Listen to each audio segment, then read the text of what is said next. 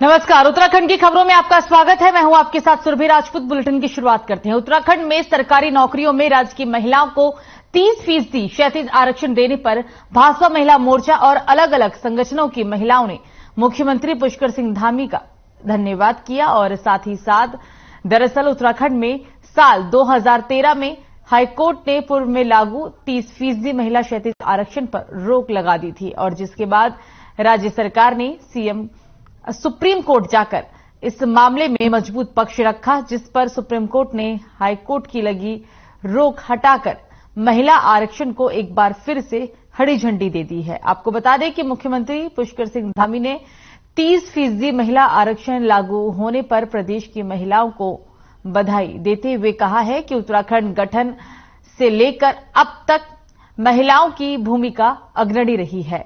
ऐसे में 30% आरक्षण उन महिलाओं का हक है।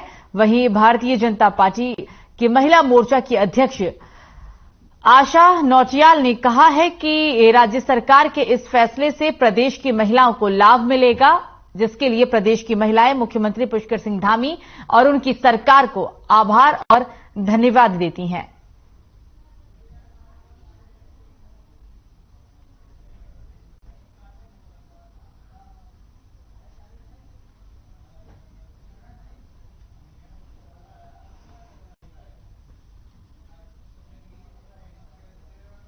मातृशक्ति काफी कठिनाइयों में अपना जीवन व्यतीत करती हैं और काफी संघर्ष उनके जीवन में है, क्योंकि अन्य स्थानों से हमारे यहाँ का जीवन मातृशक्ति के लिए बहुत कठिन जीवन है।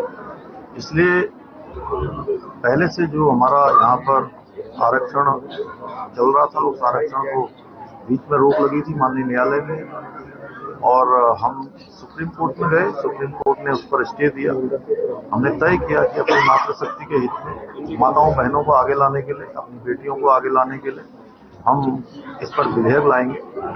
ये उत्तराखंड निर्माण में महिलाओं की बहुत अहम भूमिका रही है और निश्चित तौर पर हमारी सरकार ने आज जो भी आरक्षण है, चाहे वो पंचायतों में है, चाहे अन्य चीजों में है, हमारी सरकार ने हमेशा महिलाओं के सम्मान के लिए काम किया है और आज विभिन्न क्षेत्रों में, पंचायतों में, नगर पंचायतों में हमारी बहनें अगर प्रतिनिधित्व कर रही हैं तो मैं समझती हूँ ये कहीं न कहीं हमारी सरकार का और भारतीय जनता पार्टी का महिलाओं के लिए।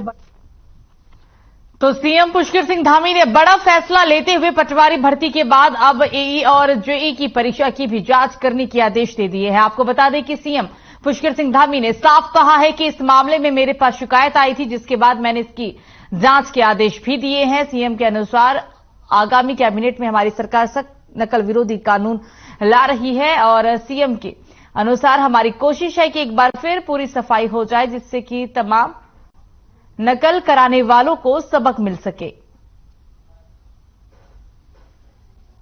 देखिए, जिन भर्तियों में भी जहां भी गड़बड़ियों की शिकायत आई है, हमने पहले से तय किया है कि इसकी एक बार पूरी सफाई होनी है, पूरी तरह से सफाई होनी है। और चाहे एई जेई का भी प्रकरण आया है, उसमें भी हमने जांच के आदेश दिए और अगर जांच में कहीं पर भी कमियां पाई जाएंगी तो निश्चित रूप से उस पर भी हम कार्रवाई करेंगे और जल्दी हम जो नकल विरोधी अध्यादेश है उसको भी लेकर आने वाले हैं और उस पर हम कठोर प्रावधान करने वाले हैं।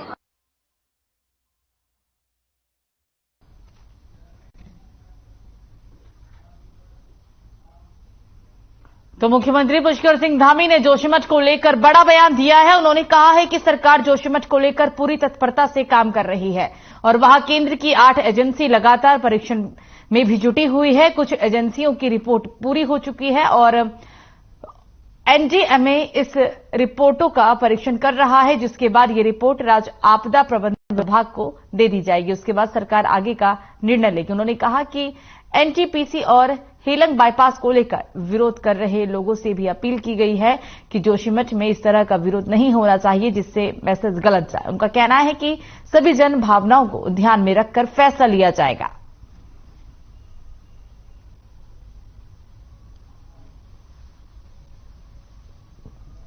जोशीमठ के पुनर्वास के लिए और जोशीमठ की सहायता के लिए, जोशीमठ के लोगों के लिए हम लोग प्रतिबद्ध हैं माननीय प्रधानमंत्री मोदी जी के नेतृत्व में, उनके मार्गदर्शन में लगातार हम लोग वहां की रोज मॉनिटरिंग कर रहे हैं। मैं रोज वहां की मॉनिटरिंग में भाग लेता हूं, डेली की डेली रिपोर्ट लेता हूं और 8 संस्थान वहां पर काम कर रहे हैं। उन 8 संस्थानों की रिपोर्ट बन रही है, वो चेक की आ भी गई है। उसके बाद एनडीएमए द्वारा उसको कंपाइल किया जाएगा।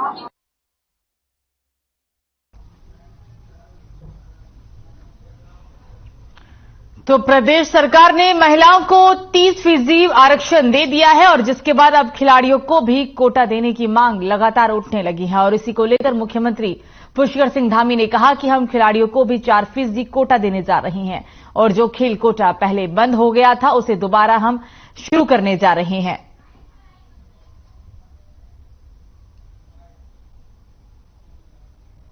हमने जो खेल कोटा बंद हो गया था उस खेल कोटा को भी 4% का पुनः हमने प्रारंभ करने का संकल्प लिया है।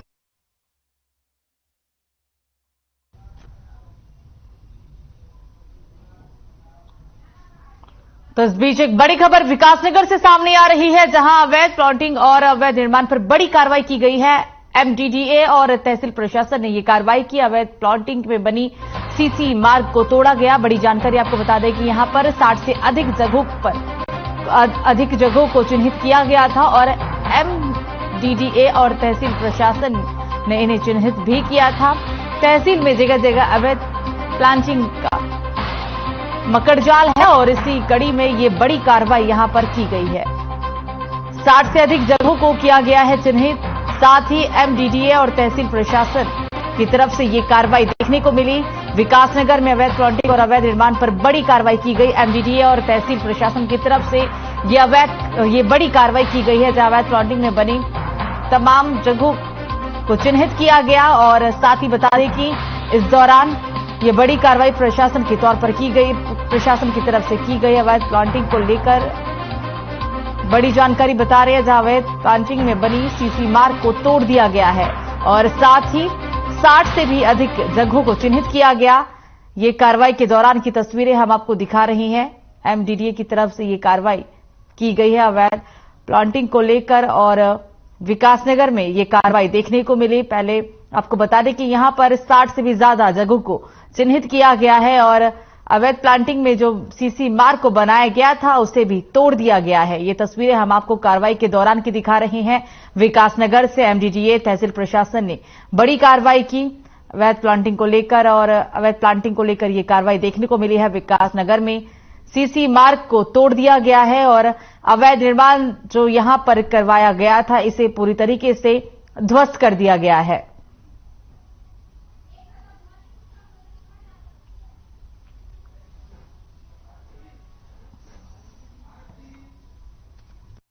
अभी हमने 3 दिन पहले ही एक मीटिंग ली थी क्योंकि अभी कुछ दिनों पहले ही हमें भी अब ये एमडीडीए का काम देखने का आदेश कर दिया गया है। तो अभी मेरे द्वारा ही स्वयं जांच करते हुए करीब 60 प्रकरणों पे एमडीडीए को सूचना भेजी गई है और उस पर कार्रवाई करवाई गई है, जिसमें ध्वस्तीकरण की कार्रवाई के साथ साथ सीलिंग की कार्रवाई भी गतिमान है।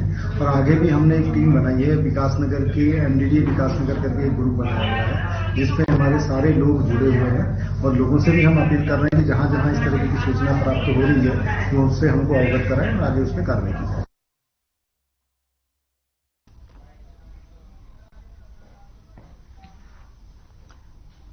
तो उत्तराखंड में लगातार दैवीय आपदा आती रहती है जिससे जनहानि के साथ साथ लोगों के मकानों को भी भारी क्षति का सामना करना पड़ता है। राज्य सरकार की आपदा नीति में वर्तमान में क्षतिपूर्ति नहीं हो पाती है और जिस कारण आपदा के नियमों को बदलने की मांग उठती रहती है। लगातार आपदाओं से कैसे निपटा जाए ये एक बड़ा सवाल है जिसको लेकर अल्मोड़ा पिथौरागढ़ के सांसद अजय चमटा का कहना है कि दैवीय आपदा के साथ मानव भी जिम्मेदार है। हालांकि उन्होंने ये भी कहा कि केंद्र व राज्य सरकार इसको रोकने व निपटने के लिए लगातार काम भी कर रही है। उन्होंने कहा कि जोशीमठ की घटना के बाद सरकार इसका गहन अध्ययन कर रही है और जिसका परिणाम जल्द ही आएगा।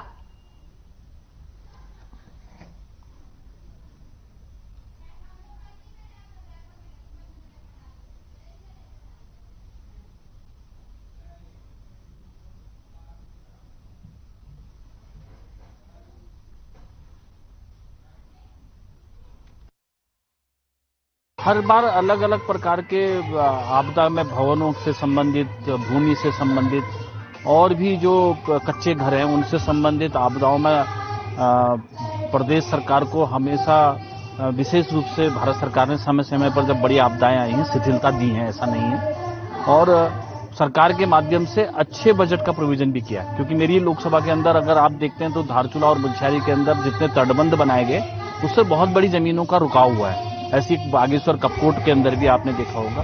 सरकार उनको रोकने के लिए जो भरसक प्रयास किए जाते हैं वो कर रहे हैं, चाहे पूर्णागिरी का स्थान है, चाहे उसके लिए विशेष बजट का प्रोविजन भी किया जा रहा है। उसको रोकना ही हमारा कर्तव्य रहता है और खास तौर पर थोड़ा सा मानव से भी गलतियां हो जाती हैं, उसको भी हमको देखना पड़ेगा कि हम घरों को और ड्रेनेज जो है उसको पानी को ना रोकें और उससे लोगों का नुकसान ना हो।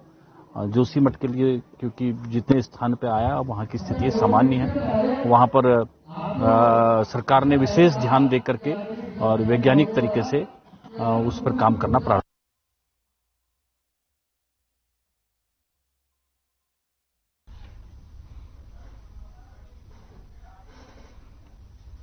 तो उत्तराखंड के आईजी पुलिस नीलेश आनंद भरणे ने चंपावत जनपद की टनकपुर कोतवाली में आयोजित जनसंवाद चौपाल कार्यक्रम में शिरकत की। आपको बता दें कि टनकपुर क्षेत्र के स्थानीय लोगों की समस्याओं एवं जरूरतों को सुना और साथ ही इस मौके पर क्षेत्र के सभी वरिष्ठ पुलिस अधिकारियों के साथ साथ क्षेत्र के वरिष्ठ नागरिकों के विचारों को भी जाना गया।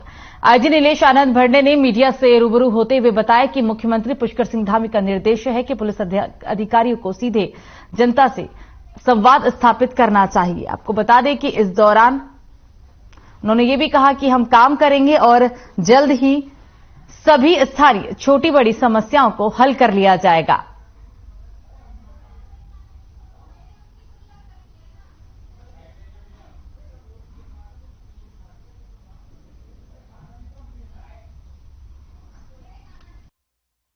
बनबसा थाना संपूर्ण भारत में जो है 17,000 थानों में तीसरे नंबर पे रहा है। तो इसके लिए जो है हमने एक बड़ा खाना पूरे पुलिस फोर्स के लिए जो है मोटिवेशन के लिए, एक टीम भावना के लिए सब ये आयोजित किया है। आज टनकपुर में जनसंवाद कार्यक्रम है।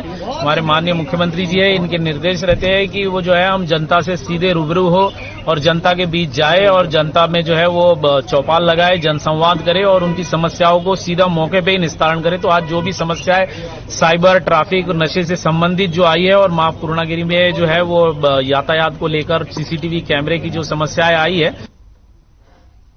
तो फर्जी संस्थान से एमबीबीएस की डिग्री लेकर प्रैक्टिस करने वाले 4 फर्जी डॉक्टरों को पुलिस ने गिरफ्तार किया। एसटीएफ को अंदेशा है कि राज्य में ऐसे 36 फर्जी डॉक्टर घूम रहे हैं जो मुन्ना भाई की तरह फर्जी डिग्री पर लोगों का इलाज कर रहे हैं। आपको बता दें कि इसी क्रम में पिछले दिनों एसटीएफ ने 2 फर्जी डॉक्टरों की गिरफ्तारी की थी और अब 4 फर्जी डॉक्टरों को गिरफ्तार कर लिया गया है। साथ ही यहां यह भी बता दें कि सभी रायपुर क्षेत्र के तूनवाला और रांझावला क्षेत्र में एमबीबीएस की फर्जी डिग्री के आधार पर अपना क्लिनिक चला रहे थे। आपको बता दें कि एसपी क्राइम सर्वेश पवार ने बताया कि पुलिस जांच में फर्जी डिग्रीधारी 2 सगे भाइयों का नाम सामने आया है और जिसमें से इमलाक खान को पुलिस ने गिरफ्तार कर लिया है, बल्कि जबकि उसका बड़ा भाई अभी भी फरार चल रहा है। इन दोनों भाइयों ने फर्जी डिग्रियां बेचकर करोड़ों की संपत्ति भी जुटाई है।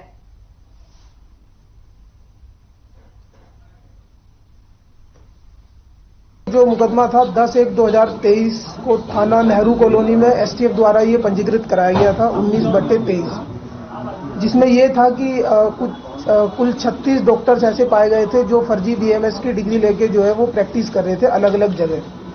तो इसमें जो है कल हमारी टीम ने 4 ऐसे डॉक्टरों को पकड़ा है, जिसमें रोशन कुमार काला जो देहरादून के रायपुर का रहने वाला है, अजय कुमार काला इसी का ही भाई है ये, तीसरा मनोज सिंह नेगी है, ये पुष्प विहार तून वाला, ये भी थाना रायपुर से है, और चौथा जो है डॉक्टर अनुराग नोटियाल।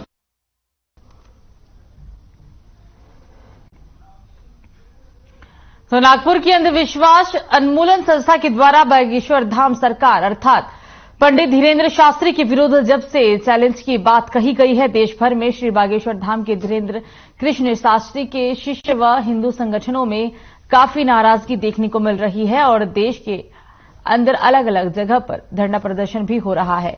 इसी कड़ी में जनपद उधम सिंह नगर के काशीपुर में बागेश्वर धाम सरकार के समर्थन में आज विशाल रैली का आगाज किया गया, जिसमें सैकड़ों की तादाद में हिंदूवादी संगठनों के साथ साथ बीजेपी के कार्यकर्ता पदाधिकारी भी शामिल हुए।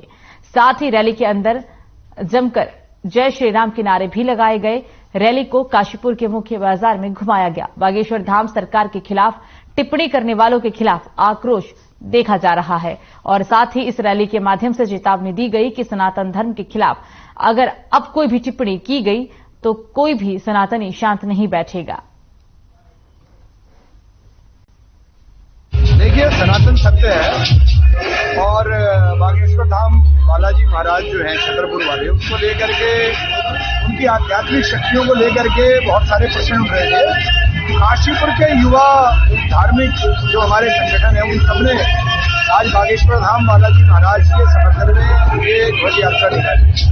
हमेशा प्रश्न हिंदू आस्थाओं पे ही क्यों उठता है, सभी अन्य धर्मों पे भी प्रश्न उठने चाहिए। तो निश्चित रूप से बागेश्वर धाम बालाजी महाराज जो अपनी सीधे साधे शब्दों में विवाद राय रखने वाले हैं। जैसा कि मैं आपको बता दूं, हमारे हिंदू सनातन धर्म के बारे में जो लोग असामाजिक तत्व जो तरह तरह की अफवाह उड़ा रहे हैं, वो तरह तरह की बातें कर रहे हैं, कभी मुल्ला मौलवी या किसी असामाजिक तत्व पे भी उत्पीड़न करा करो या और कोई बातें बनाया करो। आज ये काशीपुर के युवा उत्तराखंड की देवभूमि उत्तराखंड देवभूमि भगवानों की नगरी है। आज की स्थिति है जिसका मन करता है सनातन धर्म पर उंगली उठा देता है, साधु संतों का अपमान करता है। स्पष्ट है, कोई भी भविष्य में भी हमारे सनातन धर्म पे उंगली न उठाए, किसी भी साधु संत का अपमान अब नहीं सहेगा हिंदुस्तान। जय जय श्री राम। देखिए, हमारे किसी भी धार्मिक जो गुरु है ये जिन्हें सिद्धि प्राप्त है या किसी भी प्रकार का अगर कोई ऐसा एक किसी के लिए भविष्यवाणी कर रहे हैं या किसी विषय को भी कह रहे हैं, उसके लिए उनकी मजाक उड़ाना ये एक हिंदू समाज के लिए बहुत बड़ी क्षति पहुंचाने का एक ऐसा षड्यंत्र रचा जा रहा है, जिसको लेकर काशीपुर के हिंदू समाज ने और युवाओं ने सभी हिंदू संगठनों ने मिलकर आज उनके समर्थन में एक रैली निकालने का एक ऐसा आयोजन किया है कि हम आदरणीय महंत शास्त्री जी के साथ सभी युवा कंधे से कंधा मिलाकर हिंदू समाज का खड़ा।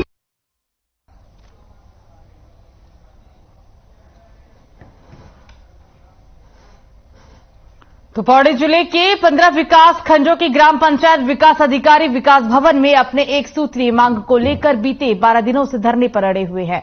दरअसल ग्राम पंचायत विकास अधिकारी संघ के पदाधिकारियों ने कहा है कि पंचायती राज एवं ग्रामीण विकास विभाग के ग्रामीण कार्यात्मक एकीकरण का विरोध कर रहे, जो उन्हें स्वीकार नहीं है। वहीं इस धरने की वजह से जनहित के कार्य भी प्रभावित हो रहे हैं। ग्राम पंचायत विकास अधिकारियों ने कहा कि जनहित में मूल विभाग पंचायती राज में रेखीय विभाग ग्राम विकास विभाग का पूर्ण एकीकरण किया जाए या पहले के आदेश को सरकार निरस्त करे, तभी वो अपना धरना समाप्त करेंगे। इस मसले पर जिला पंचायत राज अधिकारी पौड़ी जितेंद्र कुमार ने बताया कि ग्राम पंचायत विकास अधिकारियों ने धरना प्रदर्शन के चलते जिले भर के 15 ब्लॉकों में लोगों को परिवार रजिस्टर जन्म मृत्यु प्रमाण पत्र बनवाने में समस्याओं का सामना करना पड़ रहा है। ग्राम पंचायत अधिकारी एसोसिएशन एक आदेश के विरोध में हड़ताल पे है, वो उस आदेश को निरस्त करवाना चाह रहे हैं और मेरे 15 ब्लॉक के जितने भी लगभग 160 के आसपास कर्मचारी हैं वो सभी हड़ताल पे हैं। इस कारण से गांव में अब परिवार रजिस्टर जन्म मृत्यु प्रमाण पत्र मिलने में काफी दिक्कतें होने लगी हैं और इससे गांव में समस्या उत्पन्न हो रही है। इसमें मेरे पास काफी जगह से फोन भी आ रहे हैं कि हम लोग कैसे इसको दूर कर सकते हैं, लेकिन वर्तमान में समस्या बनी हुई है, ये लोग अभी भी हड़ताल पे हैं। महोदय, ग्रामीण क्षेत्र में जब ग्राम पंचायत विकास अधिकारी जो हम ग्राम स्तर पे सचिव का कार्य कर रहे हैं, तो जब हम एक आदेश निकला था 16 तारीख को माननीय अपर मुख्य सचिव महोदय के स्तर से, जिसमें ग्राम स्तर पर ग्राम्य विकास और पंचायती राज विभाग के केवल कार्यों का एकीकरण किया गया था। तो हम इस मांग पे कार्य बहिष्कार पे आए हैं कि हम फंक्शनल मर्जर नहीं चाहते। अगर एक आदमी 2 विभाग के काम कर सकता है तो पूर्ण दोनों विभागों को मर्ज किया जाए और पंचायती राज मूल विभाग में ग्राम्य विकास का मर्ज किया जाए। देखिए, विगत 16 तारीख को अपर सचिव महोदय का एक आदेश आया था जिसमें कि ग्राम पंचायत विकास अधिकारी और ग्राम विकास अधिकारी दोनों के कर्तव्यों का मर्जर किया गया था, विलय किया गया था। और हमारी मांग ये थी कि अगर आपको विलय करना है तो पूर्णतः ग्राम विकास विभाग और ग्राम पंचायत विभाग को विलय कर दीजिए, सिर्फ आप कर्तव्यों को विलय ना कीजिए।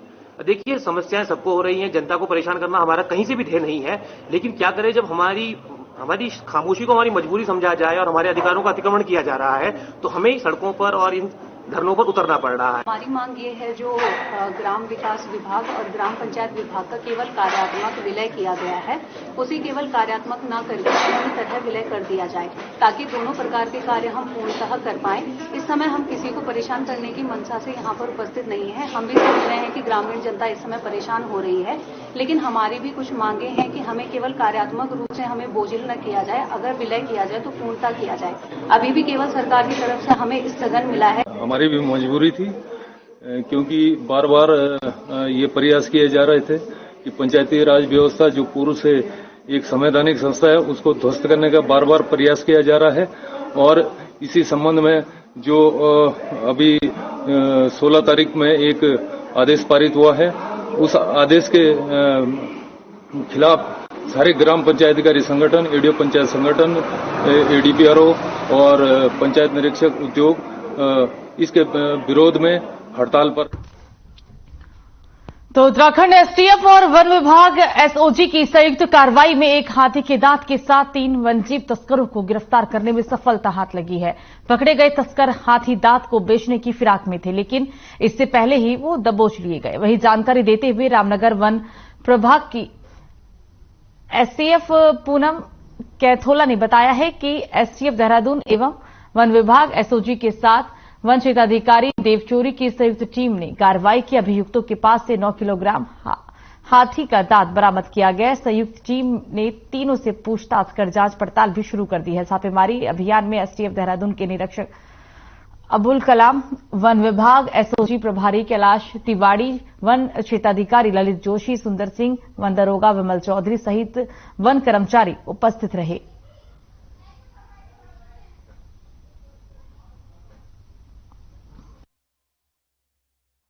एसटीएफ और रामनगर वन विभाग की एसओजी टीम के द्वारा संयुक्त अभियान चलाया गया था, जिसमें कि 3 व्यक्ति पकड़े गए हैं, जिनसे हाथी दांत बरामद हुआ है लगभग 9 किलो वजन का, और इनको गिरफ्तार कर लिया गया है और आगे की जांच होने पर आगे की कार्रवाई की जाएगी।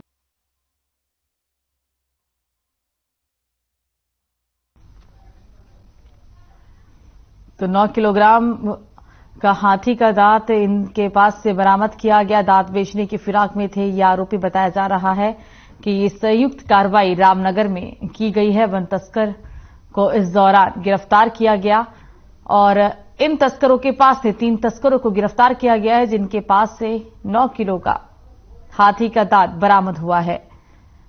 जो खबरें सामने आ रही है उसके मुताबिक ये तीनों ही तस्कर हाथी के दांत को बेचने के फिराक में थे और इनके पास से 9 किलो का हाथी दांत बरामद किया गया है। लगातार शिकायतें मिल रही थी और इसी संदर्भ में ये बड़ी कार्रवाई की गई। 3 तस्करों को इस दौरान संयुक्त टीम ने गिरफ्तार किया।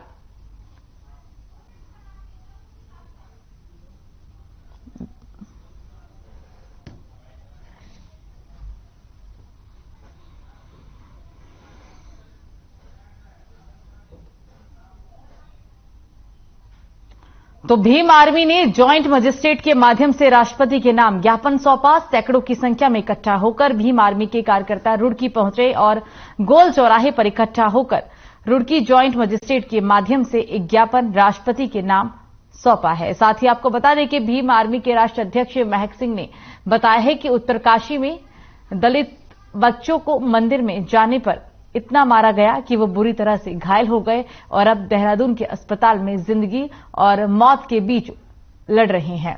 वहीं हल्द्वानी में रेलवे की भूमि बताकर गरीब मुस्लिमों को उजाड़ने का काम किया जा रहा है, जिसमें प्रदेश सरकार खामोश बैठी हुई है और इन दोनों मामले को लेकर ये ज्ञापन ज्वाइंट मजिस्ट्रेट के माध्यम से भारत के राष्ट्रपति को सौंपा जाएगा। उन्होंने चेतावनी भी दी है कि अगर जल्द ही दोनों मामलों में सरकार ने कोई निर्णय नहीं लिया तो भीम आर्मी के कार्यकर्ता हजारों की संख्या में हल्द्वानी और उत्तरकाशी कूच करेंगे, जिसकी जिम्मेदार प्रदेश सरकार होगी।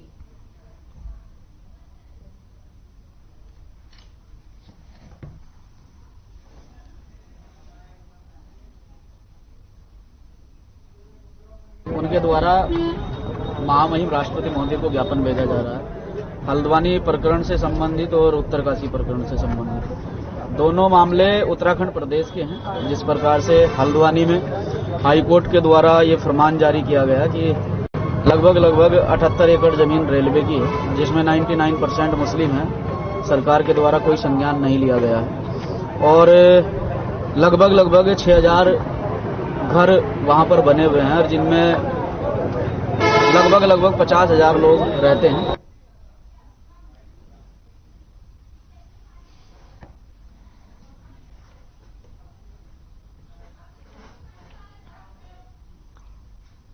तो फिलहाल खबरों में मुझे दीजिए इजाजत। नमस्कार।